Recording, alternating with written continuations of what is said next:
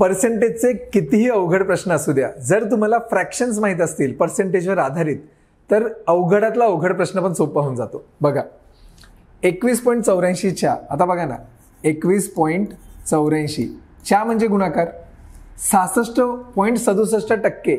मला सांगा 33.33% म्हणजे 1/3 की नाही, मग 66.67% याचा अर्थ ते येतं 2/3. परत चे आहे बघा 7.14% मूल्य.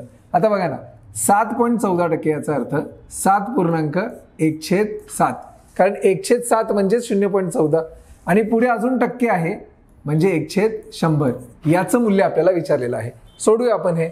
बघा 21.84 गुणिले 2/3. आताच भाग देत नाहीये मी. 7 7 49 आणि 1 50, 50/7 गुणिले 1/100.